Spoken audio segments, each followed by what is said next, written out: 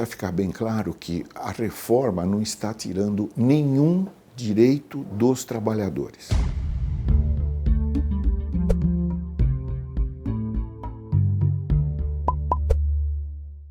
Olá, o Brasil entrevista hoje o professor e economista Elis Hilberstein, que é docente da USP, sobre um tema bastante atual e que tem causado bastante discussão e polêmica no Brasil, que é a reforma trabalhista que vem sendo discutida pelo Congresso e pelo governo. E talvez, se aprovada, poderá entrar em vigor em breve. Boa tarde, professor. Boa Muito tarde. Obrigada por estar conosco hoje. Sou que agradece. Professor, quem acompanha a economia escuta falar sobre a necessidade de reformar a legislação trabalhista do Brasil, não é de hoje. Há muito tempo, economistas principalmente, falam sobre essa necessidade. Por que a nossa legislação trabalhista se tornou ultrapassada? Porque ela é velha. Ela é velha não só cronologicamente, ela já tem 80 anos, mas é que nesses 80 anos o mundo mudou muito e o Brasil mudou muito.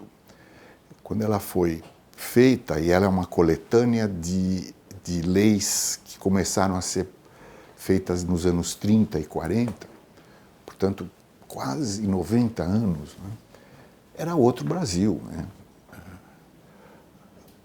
O Brasil estava começando a sua industrialização, o Brasil era um país eminentemente rural, a maior atividade econômica era a agricultura. Então se pensou em fazer uma lei que facilitasse a industrialização rápida, né? E ela foi feita pensando nos mínimos detalhes, né? Mínimos detalhes, para que o empreendedor, o industrial, não tivesse preocupação com negociação, com sindicatos. Já estava tudo na lei, estava tudo concedido na lei. E ela foi muito detalhista num mundo que não existe mais, né? Então ela ficou ultrapassada totalmente, né? Mas a grande velhice dela não é tanto o detalhe, a norma, o direito que é assim ou assado. A grande velhice dela é a concepção mesmo. Ela parte de uma concepção da relação de trabalho que já era ultrapassada naquele momento. Ela já nasceu ultrapassada? Já nasceu ultrapassada. Por quê? Porque ela considera que não há conflito entre o trabalho e o capital. O trabalho e o capital são duas forças que se compõem. São dois parceiros o tempo inteiro. E se houver algum probleminha, esse probleminha é uma doença, é alguém que está contaminando o ambiente. Porque não precisa ser assim, não pode ser assim, não é assim. Trabalho e capital se dão muito bem. Se tem alguém atrapalhando, o que nós vamos fazer para não contaminar o ambiente?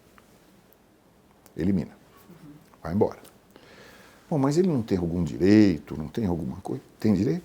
Vai procurar lá fora. Aqui, não. Aqui não se discute. E o lá fora É a justiça é a trabalhista. justiça do trabalho.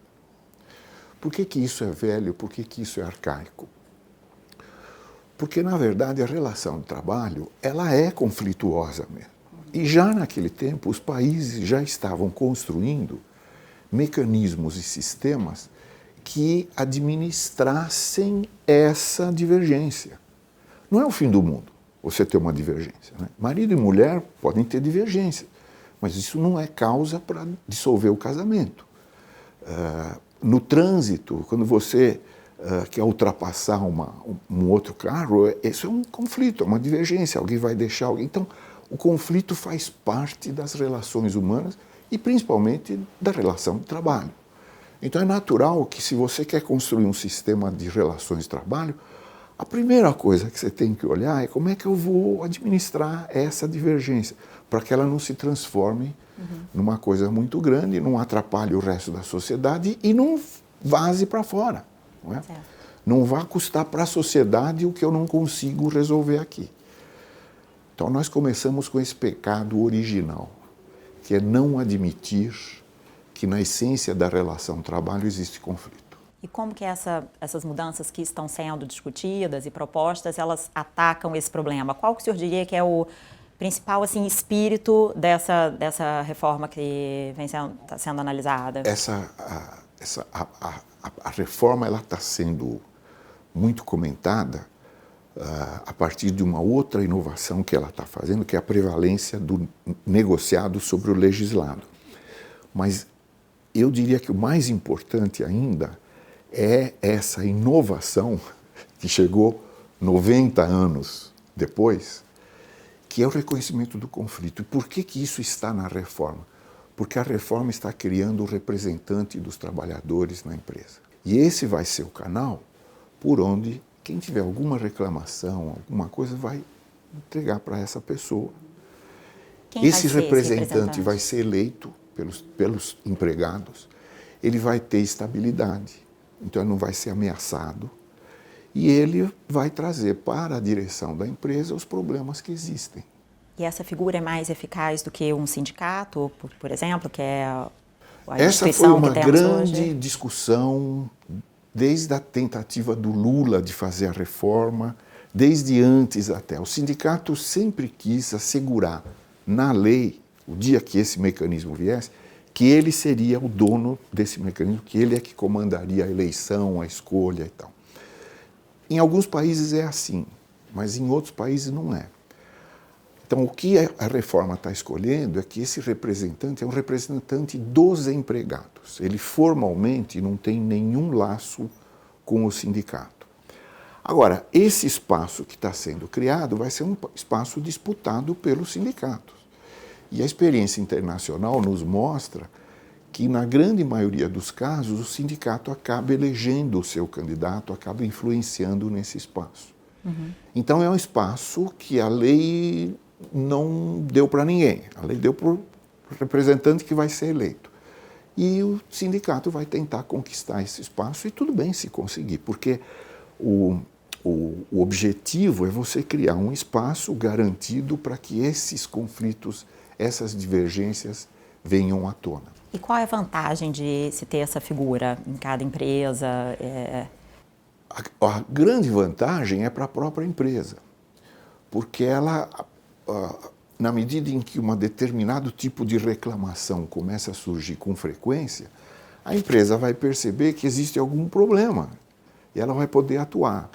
E, de novo, o que a experiência internacional nos mostra é que esse mecanismo acaba ajudando a empresa a administrar seus recursos humanos.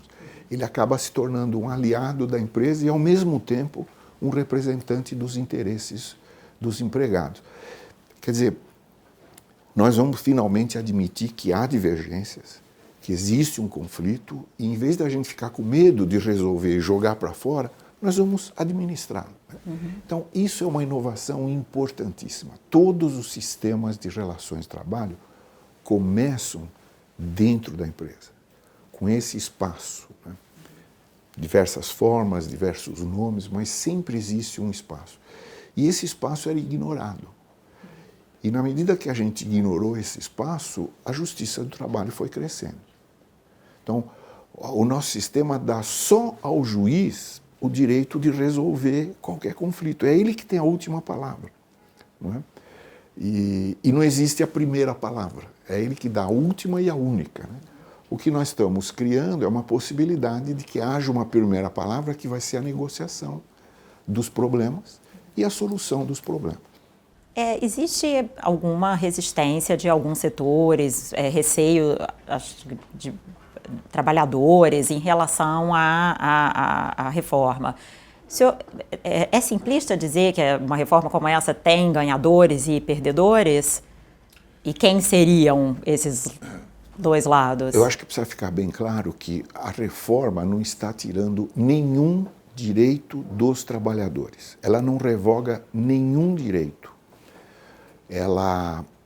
O que ela faz é proporcionar a oportunidade de que os direitos que existem possam ser melhor aproveitados por via exemplo? Da negociação. E o exemplo clássico é o que tecnicamente se chama intervalo intra-jornada ou horário do almoço. Então a CLT diz que o horário do almoço é 1 hora. Agora, se o trabalhador quiser 45 minutos, meia hora, para poder sair mais cedo, ele não pode. E a empresa não pode fazer isso também, porque a CLT diz que é 1 hora. Então, houve casos de empresas que negociaram a redução do horário de almoço para que o trabalhador possa sair mais cedo. Aí, lá pelas tantas, alguém é mandado embora, vai para a Justiça do Trabalho e aí pleiteia essa meia hora como hora extra, com reflexos, como tudo, quer dizer, uma insegurança jurídica total. O que essa lei vai fazer, essa reforma vai fazer, é que se você negociar com o sindicato e com os empregados uma maneira mais adequada para utilizar o direito que existe, qual que é o direito? Intervalo para almoço. A duração pode ser negociada. Não há necessidade de você seguir cegamente. Uma empresa que tem um restaurante dentro dela, talvez não precise mesmo de 1 hora. Então, onde isso for negociado, vai ter validade, porque a lei garante que o negociado vai prevalecer sobre o legislado, nesse aspecto. Então, a reforma não está revogando nada, ela só está permitindo que os direitos que existem possam ser melhor aproveitados. E uma coisa importante é que as pessoas que estão se opondo à reforma dizem que os trabalhadores vão perder. E eles dizem assim, bom, se o trabalhador tem o direito de 1 hora e agora ele vai fazer em meia hora, ele perdeu meia hora. Não é isso. Ele ganhou meia hora, porque ele ganhou meia hora para ir para casa mais cedo. E o mais importante é que esse tipo de negociação permite que os dois ganhem. A empresa também ganha. O que a empresa ganha? Ela vai desligar as máquinas, vai desligar a eletricidade, vai fechar o portão meia hora antes. Vai economizar nos seus custos. Quer dizer, o que essa reforma está permitindo é que a negociação cria espaços para o ganho conjunto.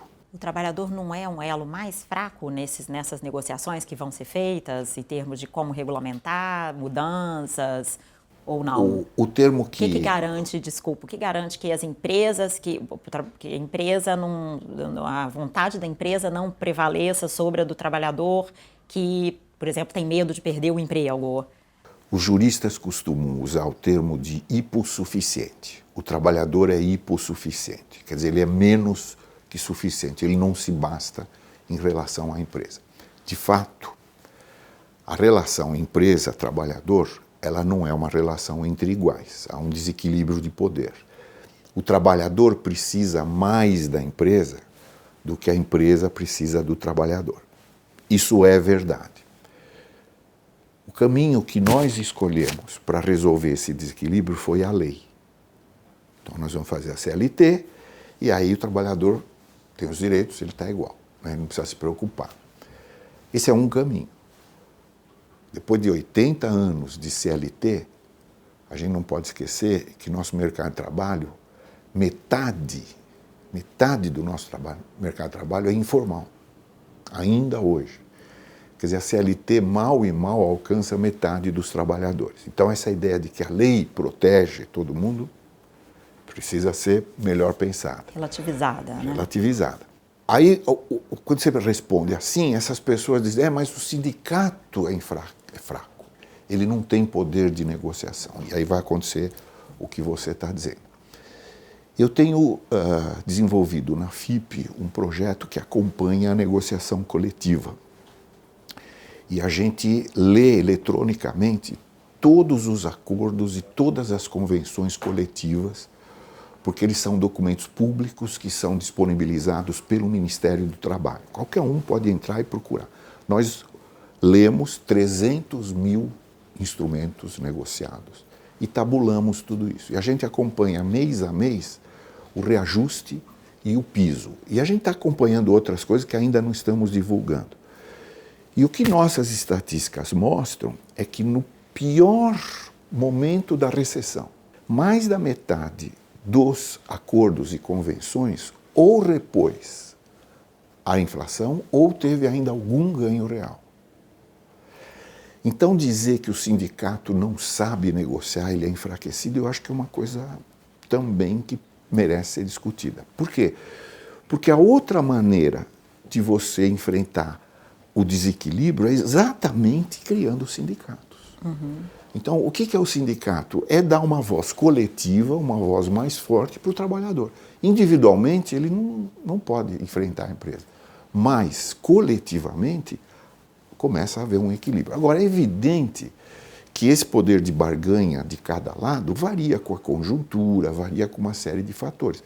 Mas, ao longo do tempo, é uma negociação equilibrada. E como devem ficar os sindicatos no Brasil se um dos pontos que é bastante polêmico da proposta for aprovado, que é o fim da obrigatoriedade da contribuição sindical? Eles se enfraquecem, eles se fortalecem? Há opiniões diversas sobre isso. Esse é um ponto polêmico também, e eu tenho 2 pontos a examinar nessa questão. Mas primeiro vamos ver se de fato vai enfraquecer. Bom, o que a reforma está fazendo? A reforma não está extinguindo o imposto sindical, mas ela está mudando a natureza. O imposto sindical é voluntário. Hoje ele é obrigatório, Sim, ele é compulsório. Com a reforma, se ficar assim, né, a gente não sabe qual vai ser a votação final, mas se ficar assim, com a reforma, o imposto sindical passa a ser voluntário. E o trabalhador que ficar em silêncio, que se omitir, o silêncio do trabalhador é considerado como não querendo contribuir. O trabalhador que quiser contribuir vai ter que se manifestar. Então, o que provavelmente vai acontecer é que vai haver uma redução muito grande na arrecadação dessa contribuição sindical. E, nesse sentido, os sindicatos vão encontrar uma dificuldade muito grande, porque vão perder uma fonte de renda importante. Importante dizer que essa regra vai valer para o imposto sindical dos trabalhadores e imposto sindical dos patrões. Os 2 sindicatos vão ter o mesmo tratamento. Como eles têm hoje, a compulsoriedade, agora desaparece a compulsoriedade para os 2. Então, isso coloca um enorme desafio para os sindicatos, para o movimento sindical, para as instituições empresariais. Como é que elas vão se ajustar? Como é que elas vão enfrentar isso? Pode ser que haja um enfraquecimento geral, não é? Mas eu vejo um outro cenário possível também.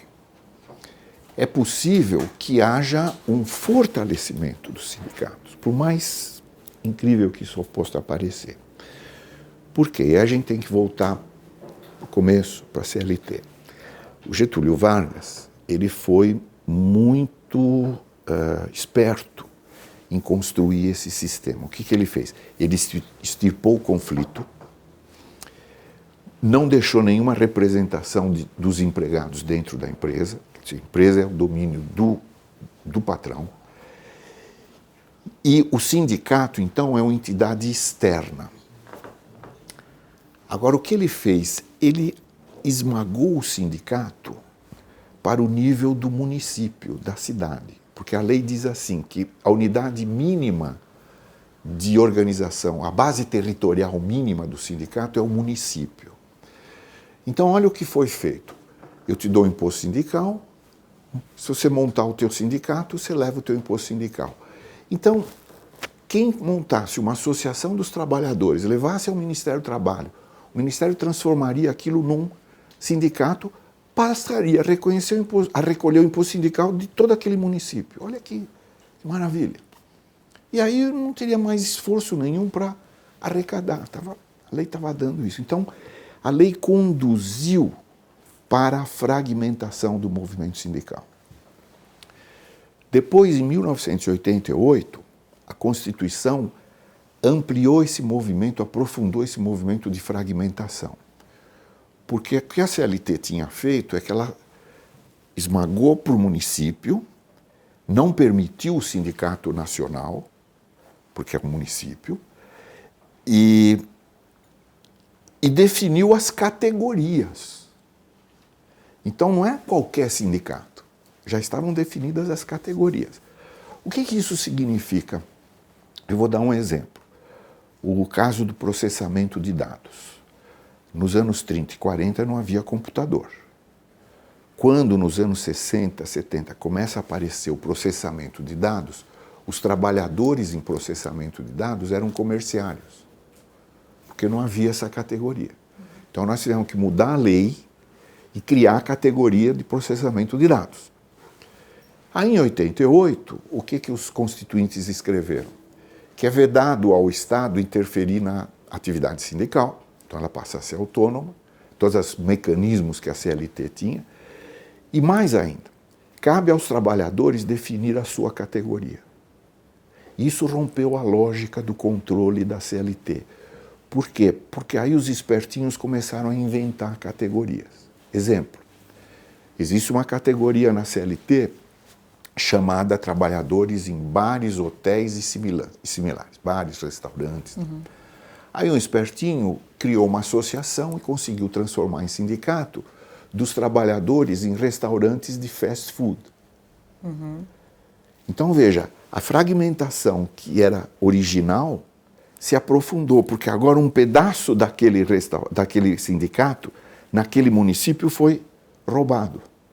Por quê? Por causa do incentivo da contribuição sindical. Então você veja que o incentivo da contribuição sindical acabou enfraquecendo o movimento sindical. O que pode acontecer agora? Esse sindicato que foi roubado, pode ser que ele se junte, porque nenhum dos dois agora vai ter muita coisa. E esse sindicato desse município pode se juntar a um outro município, para juntar as migalhas que sobraram. E aí você poderia ter um movimento contrário. Sindicatos mais fortes. Sindicatos mais fortes de âmbitos maiores. Por que o Brasil tem milhares e milhares de sindicatos e a Argentina tem 150 sindicatos? A Alemanha tem 8 sindicatos hoje. Ela começou depois da guerra com 16, hoje são 8. Porque são sindicatos nacionais. Em cada cidade, em cada empresa, existe uma filialzinha, uma representação daquele sindicato que é nacional. Pode ser que no Brasil a gente veja esse movimento. Não é? Então não é... Isso seria positivo? Isso seria enormemente positivo. Os sindicatos se tornariam mais verdadeiros, eles teriam que buscar os recursos deles. Não é? Então isso seria uma coisa muito... Em termos de retorno para os trabalhadores, o que mudaria? Eles seriam mais representativos. Agora, eu tenho uma ideia ainda que eu tenho sugerido, eu não sei se ela pode ser aproveitada, que poderia ajudar a fortalecer os sindicatos aceitando o princípio da não compulsoriedade, que seria o seguinte: vale a não compulsoriedade. Então, o trabalhador que se manifestar, paga. Quem não se manifestar, não paga. Nas empresas onde metade mais um dos trabalhadores se manifestar que quer pagar, os outros teriam que pagar. Quer dizer, assim você mantém no mesmo plano a vontade individual e o interesse coletivo. Por que é o interesse coletivo? Porque, na verdade, não é tão errada a compulsoriedade. Mas supondo a existência de um sindicato representativo, legítimo, quando esse sindicato conquista alguma coisa, um aumento de salários, esse aumento de salários vai para todos, mesmo os que não são contribuintes. Então esses outros estão pegando carona. É como alguém que usufrui dos bens que o Estado proporciona, iluminação pública, educação, segurança, saúde. De novo, o Estado, não é o caso do Brasil, mas sem pagar imposto. Por que o Estado cobra imposto? Porque esses bens, quando existem, são usufruídos por todos. Defesa nacional, segurança pública, sistema de justiça, é aberto a todo mundo. Se você disser para o cidadão, olha, quem quiser paga o imposto de renda, paga o imposto na nota, ninguém vai querer pagar, todo mundo vai querer pagar a carona. Então não é tão errado você compelir o pagamento de determinados bens que os economistas chamam de bens públicos. Então, o serviço que o sindicato presta, a representação coletiva dos interesses dos trabalhadores, é um bem público. Então, não é tão errado você ter a compulsoriedade. Mas agora também não é errado as pessoas manifestarem a sua vontade. Eu não gosto de sindicato, eu não quero pagar sindicato. Então eu não vou me manifestar.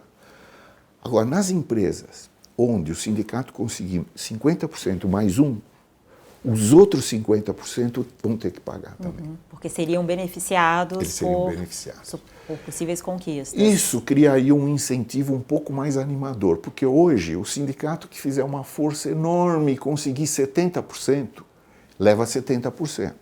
Com essa regra, ele precisa conseguir 50%. Ele precisa convencer metade. E aí leva 100%. Então, isso você combinaria os dois princípios que são válidos, né? O da vontade individual e o do interesse coletivo. E essa votação ocorreria periodicamente? Porque as pessoas podem deixar de... Aí pode valer mudar para de 5 ideia. anos. Né? E hoje é muito fácil você fazer isso, né? Com informática, internet, não é complicado.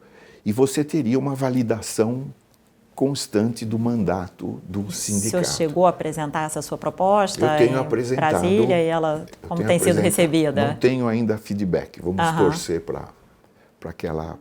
Eu acho que seria uma composição interessante. Agora, claro que os sindicatos estão pagando pelo erro que eles sempre cometeram, né?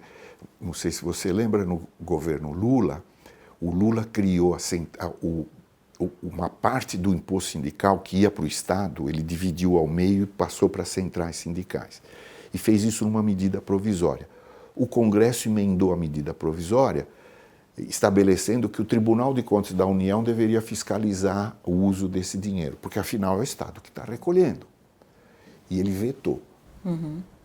Quer dizer, o Lula e o movimento sindical querem manter opaco o uso desse... Será que eles estão usando para campanhas políticas? Será que eles estão usando para outras coisas? Pode até ser lícito, mas a gente tem o direito de saber.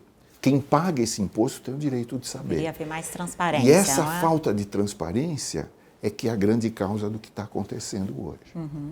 Quer dizer, em parte a culpa é dos próprios sindicatos. O projeto ataca isso, essa questão da falta de transparência? Indiretamente ataca por essa questão da compulsoriedade. Agora, toda a questão sindical, ela está tratada na Constituição. Então, se a reforma trabalhista quisesse mexer mesmo, reformar a questão sindical, a estrutura, a atividade sindical, ela teria que ser uma PEC. E ela é um projeto de lei. Quer dizer, o que o Congresso está fazendo é ir no limite. O deputado Rogério Marinho, que foi o relator, um trabalho brilhante desse deputado, ele precisa ser lembrado por isso, ele fez um trabalho magnífico. Ele foi no limite do que a lei ordinária pode fazer. Mais do que isso, para mexer na questão do sindicato, para mexer na questão da justiça do trabalho, teria que ser um projeto de lei, uma PEC.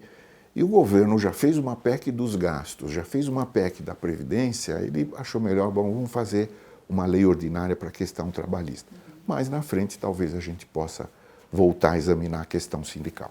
Professor, uma das novidades também desse projeto é a questão de a possibilidade de se adotar jornadas mais flexíveis de trabalho. Assim, quem se beneficia por isso? O que deve ser o impacto disso no mercado? Vai trazer trabalhadores, como, por exemplo, talvez mulheres que com uma maternidade passam a ter mais dificuldade de se adequar a horários mais fixos para o mercado? E o que deve ser o principal efeito disso e os benefícios?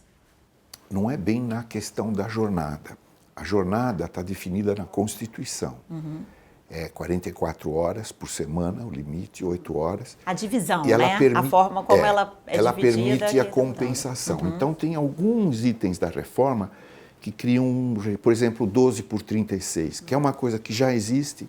A Justiça do Trabalho já reconhece. Algumas situações, vigilância, hospitais, tem algumas situações que praticam 12 por 36 e agora a lei está assegurando. Eu tenho a impressão que o que você está se referindo é que a reforma está criando novos tipos de contrato. Mais flexíveis, né? Que e trazem aí flexibilidade. O mais interessante são dois, aliás, são três muito interessantes. O primeiro é o contrato intermitente, o trabalho intermitente. O que é o trabalho intermitente? algumas atividades têm concentração de produção em determinados dias ou períodos do ano. Restaurante, tipicamente, vai ter mais movimento no fim de semana. O setor de feiras e exposições, ele tem uma concentração de trabalho na montagem daqueles estandes. Acabou. Eventos, não é? Então, existem algumas atividades em que o trabalho não é contínuo. E a CLT não tem lugar para esse tipo de... Não reconhece essa necessidade de alguns setores. Então, o que a reforma está fazendo? Vamos admitir o contrato por intermitente. Então, eu sou um trabalhador, eu sou garçom. Aí, o que eu posso fazer com a lei? Isso que é importante.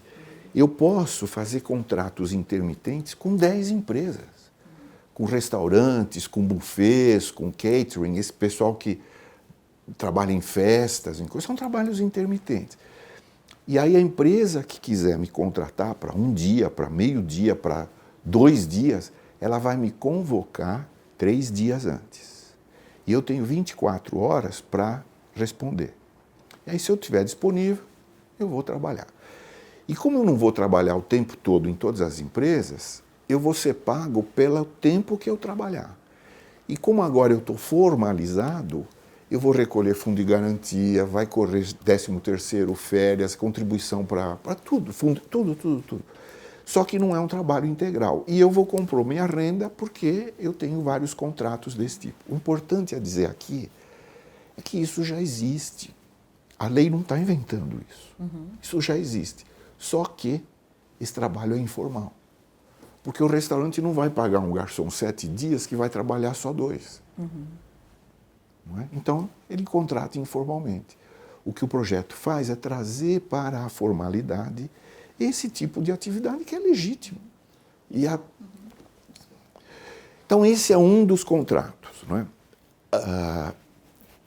Eu acho interessante usar esse ponto, porque eu tenho ouvido muitos que combatem a reforma dizer, então veja, o trabalhador tem direito a ser convocado 3 dias antes, responder que se vai ou se não vai, e aí tem um último parágrafo que diz, se ele confirmar e não for, ele vai pagar uma multa. Para induzi-lo a manter a palavra. Quem combate fala só desse parágrafo. Olha, o trabalhador tem que pagar uma multa se ele não puder, se ele ficar doente, se tiver que levar o filho para a escola. Ele não fala das outras coisas. Né? Então, as pessoas que combatem essa reforma querem fazê-la parecer uma coisa diabólica. Né? Aliás, esse termo eu estou cansado de ouvir. No Senado mesmo eu ouvi senadores dizendo isso. E não é por desconhecimento, é por outra razão. Segundo o contrato que o projeto está criando, é o contrato de trabalho à distância, ou teletrabalho. Home office também, o home né? office. De novo, isso já existe, só que não cabe na CLT. Porque a CLT diz que tem que ter jornada definida. O home office, o que é o home office? Cada um se arranja, cada um... Então, o que a lei está dizendo é que o trabalhador de home office e a empresa vão acertar as regras. E eu acho interessantíssimo isso, porque essa maneira de começar a lidar com um fenômeno novo rompe a nossa tradição, e a tradição da própria CLT. Nós aqui no Brasil gostaríamos, sempre que possível, de imaginar tudo o que acontece e pôr na lei. Não pode isso, como eu vou medir a jornada, e se acontecer isso? Aí vai na lei. Aí depois a lei não pega, porque a prática não tem nada a ver com aquilo. Então, o que a reforma está dizendo é o seguinte, vale o home office, começa a trabalhar. E aí nós vamos ver. Onde houver excessos, isso indica que a lei vai ter que intervir para evitar alguma coisa. Quer dizer, o contrário. Vamos deixar acontecer e depois regulamentar. A CLT fez o contrário sempre. Ela primeiro regulamentou e depois viu que não dá certo. E nós temos metade do mercado informal ainda. Não é? E o terceiro contrato, e esse também eu acho extraordinário, é que as pessoas que ganharem acima de R$11.000, que é o dobro do teto do benefício do INSS, vão poder fazer contratos diretamente com a empresa. Elas não precisam se sujeitar ao acordo coletivo ou à convenção coletiva. Quem são essas pessoas? Primeiro, isso é menos que 2% dos trabalhadores. Que cargos eles ocupam? Gerentes, trabalhadores altamente qualificados. Quer dizer, gente que exerce cargo de muita confiança. É natural que a empresa tenha um acerto separado com eles. Porque no Brasil o gerente é representado pelo sindicato. O gerente representa a empresa e o sindicato representa os interesses do gerente. É uma loucura, né? Uma coisa... Então veja quanta inovação, quanta coisa boa essa reforma está trazendo. Professor, uma última pergunta sobre os possíveis impactos dessa reforma para, aí não para os trabalhadores ou as empresas individualmente, mas para a economia como um todo, né? Se a reforma for aprovada, qual o impacto que ela deve ter em termos sobre a dinâmica do mercado de trabalho em tempos de desaceleração brusca, recessão, como que a gente está acabando de sair, e em tempos de expansão? É importante dizer que a reforma trabalhista não está sendo feita para criar empregos. Não é a reforma trabalhista que cria empregos. Para criar empregos, nós precisamos investir, nós precisamos voltar a crescer, é isso que vai criar emprego. Agora, o que a reforma trabalhista vai fazer, ela vai tirar inúmeras incertezas, vai diminuir a insegurança jurídica, e isso vai contribuir para um melhor ambiente, para uma melhor fluidez do mercado de trabalho.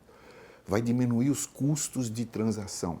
A gente não falou numa coisa super importante, eu não sei se a gente vai ter tempo, mas a reforma ataca de uma maneira criativa, inteligente, uma questão muito importante, que é a rescisão do contrato de trabalho. A rescisão do contrato de trabalho no Brasil não rescinde o contrato de trabalho.